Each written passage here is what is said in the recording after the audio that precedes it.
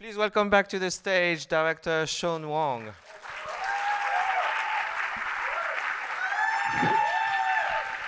Oh, the ninjas. I found these backstage. They said I could throw them at you guys. Who wants one?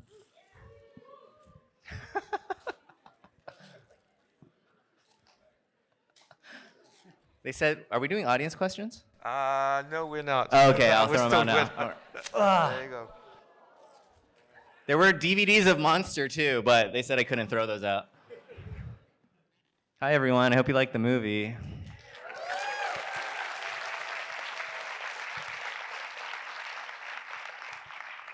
I think they Cool, did. This is packed crowd, wow. Yeah, very good crowd. Very young too. That's great. Very young.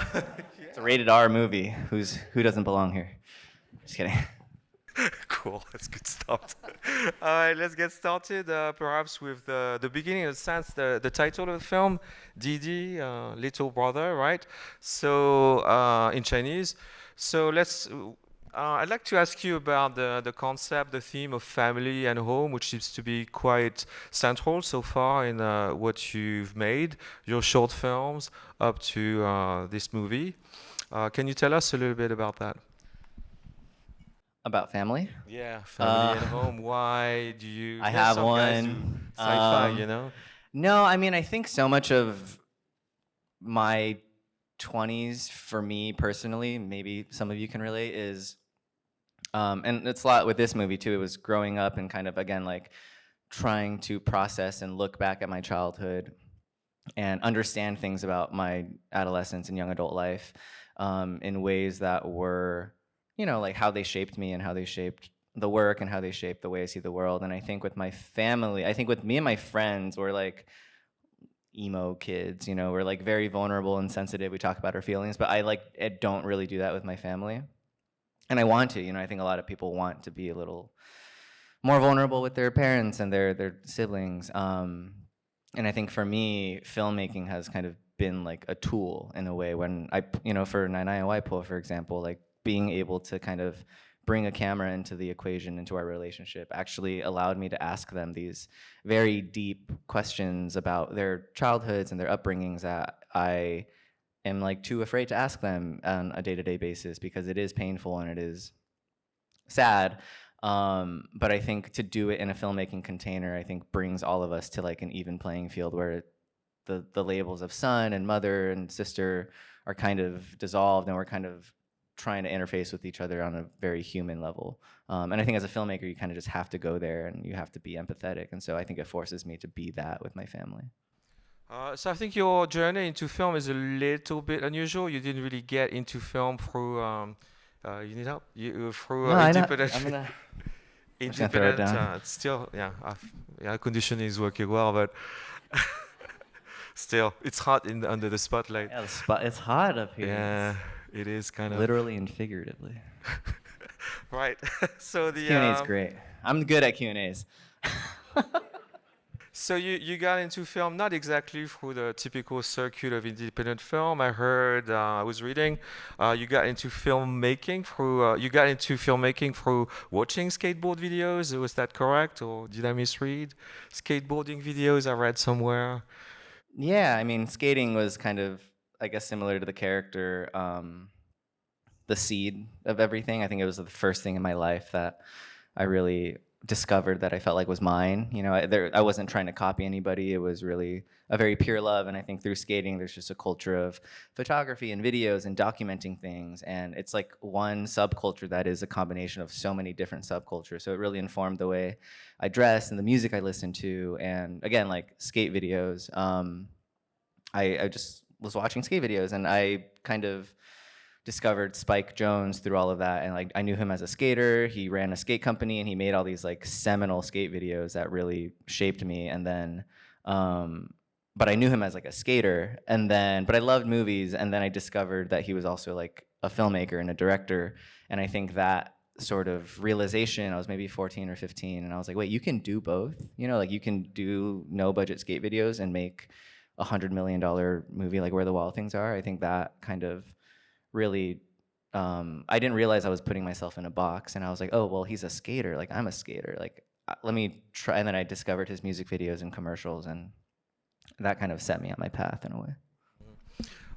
So you after that you also worked at Google Creative Lab number 5. I don't know what the number 5 Number 5. means. Gene, you want to see what's the number 5? Chan 4-5ers. They were my old work mom and dad right there.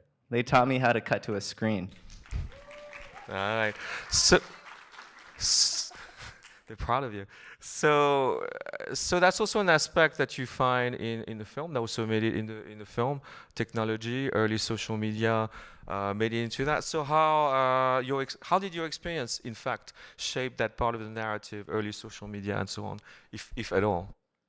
Yeah, I mean, I think that was one of the things I was really excited about with this movie is I think if you look at any of the movies that were made in the late 2000s, none of them depict the internet the way that I think we tried to do, because I think you hear a lot of filmmakers say like, oh, the internet's not cinematic, cutting to a phone or a screen is inherently not cinematic. And I think when I was working at Google, that first year working there, I was like, oh, I'm learning a new filmmaking language that I feel like my friends don't know, which is, I think, the language of technology and how we talk to people online and how we take these cold interfaces and make them not just cinematic, but emotional, you know, and very human. And how do we take a blinking cursor and make it feel like love or pain or shame? And like in our movie, like what does delete mean when you know, do it in the proper context? And so I was learning all of that, you know, all the early Google commercials that I think were the first things that ever did anything on a screen. Those were made by my bosses. And so I was kind of learning all of that there. And it was the same education as the guy who directed Searching, Anish Chaganty, who's a good friend of mine. But you know, he made that movie, and then it was like, oh, he just did the best version of that ever. It was, and then, but I was already working on this movie, and it kind of occurred to me that I was like, okay, well, like I haven't seen this version of the internet, this sort of early social media, MySpace, late AIM, or late MySpace, early Facebook, AIM. I feel like that time period was never accurately represented on screen because, again, like by the time I think filmmakers knew how to cut to a screen and integrate their screens into their stories, like the technology completely changed. And so I think this was, again, like an opportunity to look back and try to make a movie that took place in the late 2000s, but feel like it was made today, like with all the sort of knowledge that we have as storytellers and filmmakers. You mentioned the director of Searching, Anish Chaganty. How did he become involved in advising? I guess he was advising you on how to, a little. Should we FaceTime him? Do you want to? Dude, you want to do it? Should we? We've never done this. Try. Oh, that's going to be interesting. Let's see. I'll answer it and see if he picks up. He's a father right now, so he's probably putting his baby to I think sleep. we're live too right now. Let's try. Are we live? Yeah, I think we're on. We might be on Instagram. I'm not sure. Let's not freak out the PR team. We'll try. I'll try. Give me a sec. Well, no. I mean, he's. This is chaotic. He's someone who has just kind of. We share a similar education and pipeline, and we both went to USC. We both. He picked up. Hey, dude, I'm doing a Q&A right now, and the moderator asked how I knew you and what it was like for. What was the question? Hi. How were you involved in the creative process, particularly for putting together the social media, that representation? We lost it. Call from American Express. You're very in demand. How did you help put together that very original, particular look that you have How in did the you help film? inform the screen stuff, Anish? In Dìdi? Yeah. Did you? I would say I played a crucial role in the development of the entire film. Arguably, it was me who was responsible for the idea, directing. No, I'm kidding. What a random moment to be in front of 40 people, or I don't even know, 100 people in there. Okay. Gene and Devin are in the crowd. Hello. Okay. Well, Sean mentioned there were sequences in the film to me early on that took place on screens, and that Searching was obviously a movie that they were looking at. it tends to be movies, an example people look at for movies that take place on screens, just obviously by the nature of it. Sean showed me a cut of the movie before they locked picture, and there were sequences on it that took place on computer screens, obviously, which were already really good because the editor of Dìdi also edited Missing, the searching follow-up that we were all part of, or Sean wasn't, but I was part of. Dude, I was. When I saw Dìdi, I only had one note, which was, or at least on the screen stuff, and I said that it needs to be shaky camera and it needs to be handheld because it needed to feel more tactile and more tender, and it was too locked off, and it didn't convey any love because when you don't shoot a screen the right way, it's very hard to like put emotion behind it. So thanks to that, the movie has been a hit, and I'm really honored that no, I'm just kidding. Yeah, that's it. This is so weird. I'm talking literally into a mic, and I don't know how many people are hearing or what their faces are saying. But. About 300 of them. That was a great answer. Great answer. Okay. Thank you. And Bye, great Nish. film Thank too. you. Thanks so much. Great film too. Searching, if you haven't seen it. Anish had a great note. My favorite note, it was a scene we cut. It was one of my favorite scenes. He goes, "That scene is so good. It's so funny. It's a good scene. It's a great deleted scene. Cut it." And he's like, "DVD extra." And I was like, okay. What's the cutscene? Can I ask? What happens? It was in just that like the kids talking in in his bedroom. It was like a funny scene that didn't drive the plot forward at all.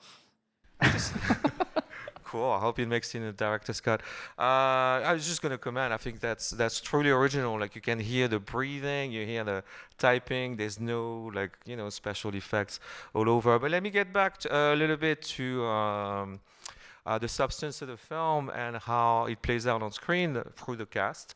So you used you did this very acrobatic thing, which is to use non-actors, your own grandma.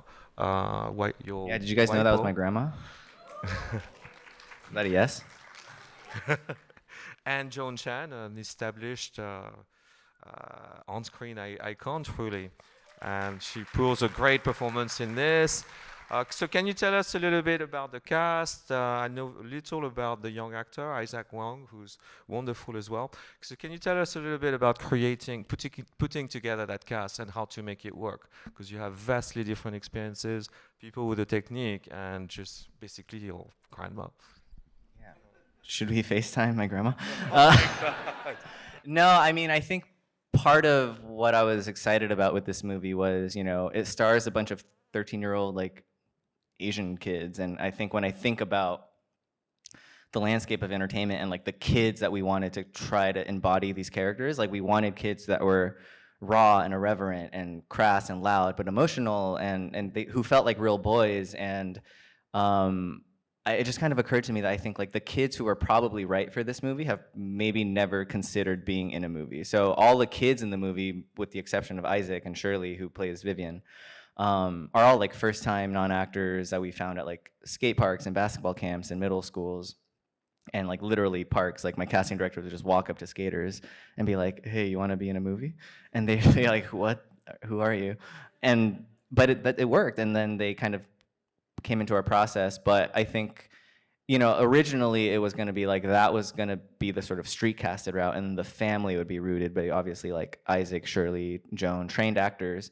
And then somehow my grandma found her way into the mix, and that was the one place where it was okay, I wonder if this is going to work, because she's not an actress in the traditional sense, and it's the first time that she shares her scenes with Joan Chen, who's a very amazing actress. But it worked out perfectly. I was very nervous, and I remember my first day, the first scene that we shot between the two of them, I was so nervous that it wasn't gonna work, and because I was if this movie doesn't work, it can't be because I casted my grandma. That would look bad.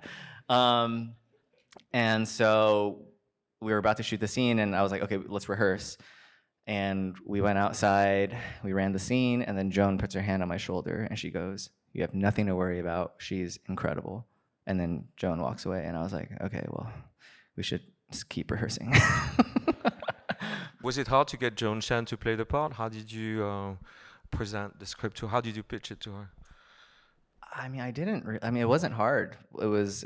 I got very lucky. We sent her the script through the traditional avenues of agents and stuff, and I wrote her a letter asking her to be my mom, and then we Zoomed, and the first Zoom actually I felt like didn't really go well, but in retrospect I think it was actually perfect because I didn't have Zoom Pro at the time, so like, and 45 minutes. yeah, like 40 minutes, and she got on Zoom and she couldn't figure out how to turn on the camera, and she was like, "I'm so sorry, let me get my daughter," and I was just staring at myself for 20 minutes, just like, okay, this is awkward, but that's kind of what my mom would do. She doesn't know how to turn on technology. And then finally, you know, she turns it on and we talk for like 20 minutes, and then the breakout, and it's like, okay, the Zoom's ending, and I was like, okay, well, our conversation's over, but like we didn't talk. So, and then it ended, and I was like, I don't know if that went well. And then she was like, I love Sean, I want to do the movie. And I was like, oh, okay. Oh, great. Oh no, she was like, I love Sean, but I want to meet him for coffee. So I was like, okay, I definitely fumbled the pitch. But I met her for coffee, and she was basically like, I want to do the movie. I just want you to want me to do the movie. And I was like, isn't that why we're here? Like, but she's like so generous, and she's also a filmmaker. She's a director, so she understands, you know, putting the story first. And I think she was like, do you think I'm the right age for it? And I was like, Joan, you look like you're 30. You could play any age you want. And you know, I think she's like, just think about it. I'll screen test if you want. And no first-time director gets that luxury from someone like Joan. And you know, I walked away from the meeting, and then I texted her a minute later, and I was like, let's do it. And that was it. Yeah. We're talking a lot about personal things, autobiographical, but I've read somewhere you said your film is personal but not autobiographical, which I thought was fascinating. So can you speak more about how do you make this distinction? You read a lot. You read a lot about stuff I say. I try to do my research sometimes. That's not always the case.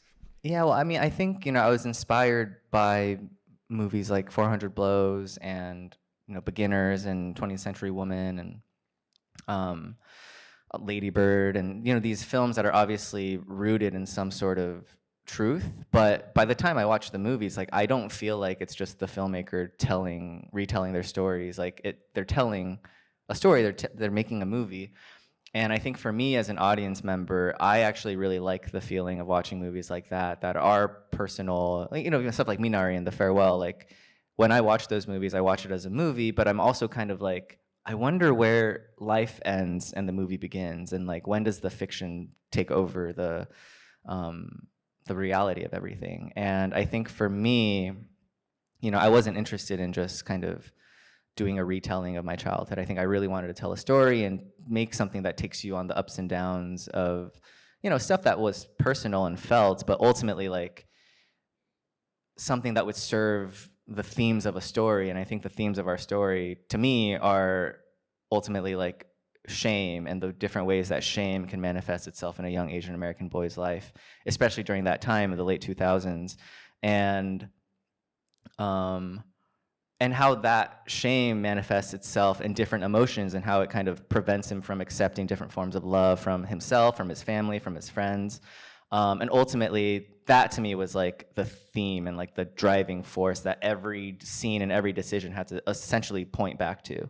I did the Sundance Screenwriters Lab, and I met with, my first meeting was with Lulu Wong, who did The Farewell, and so she had a sort of similar journey of adapting, you know, real life onto a story. And I think what I really took away from my meeting with her was, she was like, and I was kind of already down this path, but she was like, what I did with The Farewell was I got all the personal out on the page, all the lived experience, all the, you know, autobiographical, and then I had to completely remove myself from all of that and look at them as pieces and characters and pieces of a story, and be like, what is the theme of my story, and how are each of these characters serving that theme?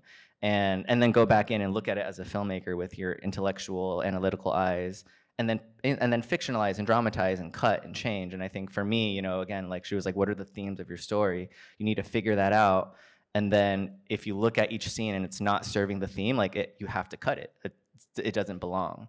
And so that's kind of the exercise I had to do with this movie. Like, the draft that she read, it would be like, that's a really funny scene, that's a really funny scene, that's a really funny scene, but none of them led anywhere other than the fact that, like, they were funny. And so that was kind of the exercise I had to do with this movie was really looking at each scene and dissecting it. And it's like, okay, how does this continue to serve that theme of shame and belonging, and how does, and again, like love and pride and blah, blah, blah. So it's a lot of work on the script. It was very progressively the way you. So you decided at some point, okay, this part of my life maybe doesn't work, and then you construct it from your knowledge of film. Is that how it works in the writing, more in the screenwriting process? Would you say, or like as you make the film? I It's a mean, bit of writing, a I technicality. writing, I think. You know, someone said to me, I think it was one of my screenwriting lab mentors, but they were like, you can tell the truth without stating the facts. And I think that's kind of, that was my North Star with this. You know, it all went back to like an emotional truth, but again, like we were trying to tell a story, and so what are the things that you could do to, again, dramatize and fictionalize and combine and remove and fictionalize and make up or combine or set it in reality. So the I don't film know if is. any of this makes sense. I think it does. Okay. I think they get it, right? You're smart and young and smart, right? You all get it. Any valedictorians in the room? Young and smart. Oh, shit. Cool. You should do this Q&A. So the film, from its title, the title is very Chinese. Somehow it reminded me of the Taiwanese film, Yi Yi, right? Is that an influence on the film, actually? I mean, yeah, but that movie's like a masterpiece. I don't want to put my movie anywhere near it. But I think, you know, one thing I was really inspired by with Yi Yi, just in terms of the title, like, Yi is a Taiwanese film, but people in America don't call it a 1 and a 2. Like, it's English title. They call it Yi Yi. And, like, no one blinks an eye like, oh, like, it's like a weird title. They're like, that's just the title of the movie. And I think I wanted to try and do, hopefully, something similar where people can really embrace a Chinese title, but it's a very American movie. And now it's weird because that's what my mom calls me, and everyone's like, I want to see Didi. I'm like, my mom is everywhere. Like, I just hear my mom, like, everywhere I go now, and it's very weird and strange. You mean she hasn't seen it? No, she's seen it, but she's like seen it, okay. she calls me Didi, oh, yeah, and then okay. everyone now is sorry, saying Didi to me, and I'm like, oof, whoa. All right. So you mentioned, so you really consider your film as an American coming of age story? Because that was my point. The film is very Chinese. At the same time, you talked a lot about American coming of age films. You were just mentioning Lady Bird. So for you, it's really an American film in this. I think so. Yeah. I mean, it is. Yeah. Yeah. Can you mention, was Lady Bird an influence? Can you talk a little bit about perhaps some of the films that were your biggest inspirations behind? I mean, Lady Bird for sure, but not really at the same time. I think my biggest influences were like Stand By Me, 400 Blows. Like the very initial seed of the idea for this movie was very, very simple. It was just, what if you took a movie like Stand By Me that, you know, has 4 white kids in the woods, and set it in a place that I know and had it star kids who looked and talked and felt like the kids that I grew up with, but root it in this sort of that emotional boyhood that I felt like Stand By Me does so amazingly, which is captured the irreverence and the crassness and the rough around the edges, you know, stupidity and immaturity of boyhood, but also the emotionality and the vulnerability and the sensitivity and the pain and the loneliness.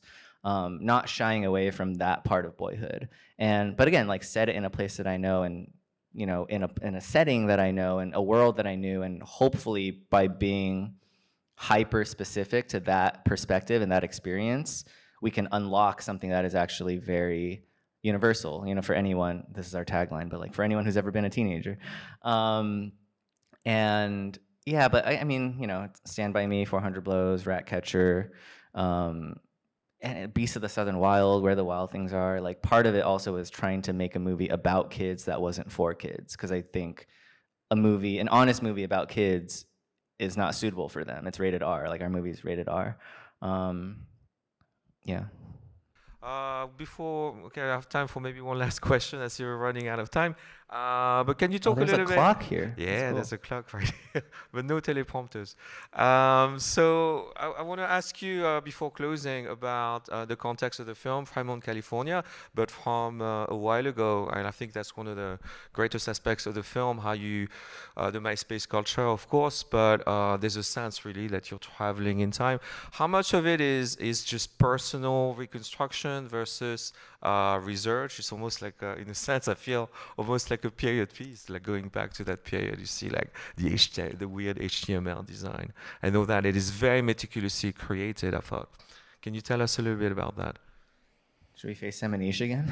Oh my God. No, I mean it is a period piece, right? Like it's not that far back, but I think like our UI changes every single day. You look at the UI of Facebook like 3 years ago, it feels different. And I think we realize, I think now, like those interfaces mean they have emotion in our lives. And so the good thing about all the MySpace stuff was I lived it. And so, I did a lot of research and we pulled a lot of screenshots, but ultimately, if we did like an AIM conversation and it was like, I don't know, that doesn't feel right. I think she would use a smiley face that has a colon instead of an equal sign.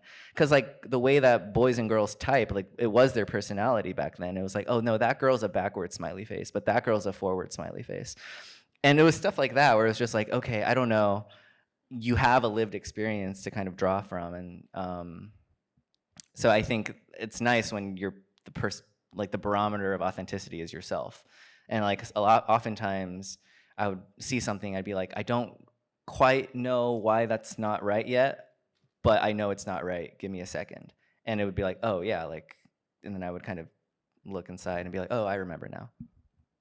All right, and I think that's all we can do for tonight. Thank you for this movie. And thank you for taking my questions. Thank you. No, thank you guys so much for coming. Our movie comes out in 10 days. And we have a distributor now, Focus Features, and it's been really amazing. They picked it up out of Sundance, but this movie was such an indie movie, like in the way that it was made, constructed. It's like an indie at heart, and I think our movie really, really lives and dies by people who tell their friends, buy a ticket, opening weekend and beyond. So if you like this movie, please, please, please tell your friends, buy a ticket, watch it again. If you didn't like it, no, I'm just kidding. I wish your film to get all the success it deserves. It's coming out soon in theaters. Again, thank you so much for coming here and present the film. Thank you.